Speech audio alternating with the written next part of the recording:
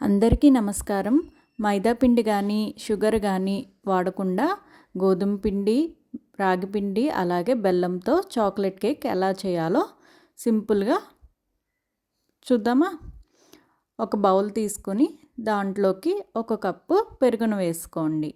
తర్వాత దాంట్లో 1/2 table spoon baking soda వేసుకుని విస్కర్ సహాయంతో విస్క్ చేసుకోండి. కొంచెం బబుల్స్ కింద ఫామ్ అయ్యేంత వరకు విస్క్ చేసుకోండి. ఇప్పుడు దీంట్లో 1/3 కప్ మెల్టెడ్ బటర్ని వేసుకోండి. అలాగే 3/4 కప్ జాజరీ పౌడర్ను వేసుకొని విస్క్ చేసుకోండి. ఉండలు ఏమీ లేకుండా కలుపుకోవాలి. కలుపుకున్న తర్వాత దీంట్లో 1/4 కప్ పాలను వేసుకుని కలుపుకోండి.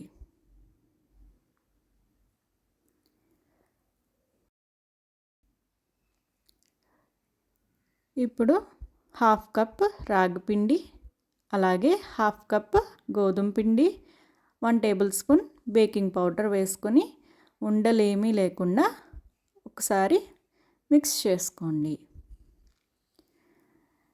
మిక్స్ చేసుకున్న తర్వాత దీంట్లో 2 టేబుల్ స్పూన్స్ కోకో పౌడర్ను వేసుకోండి.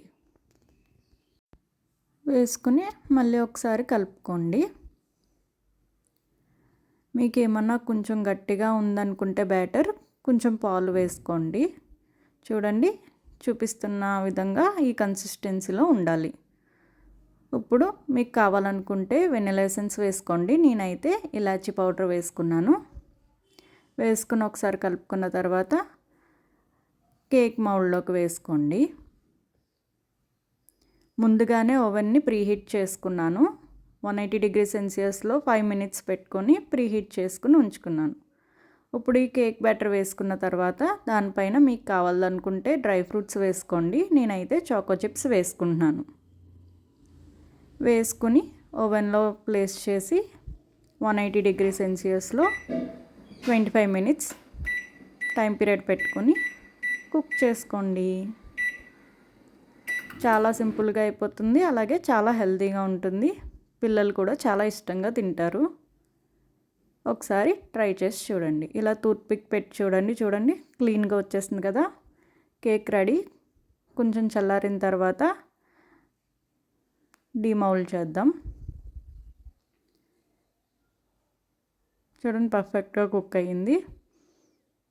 అంతే, చాలా సింపుల్గా అలాగే చాలా హెల్తీ అయిన చాక్లెట్ కేక్ రెడీ.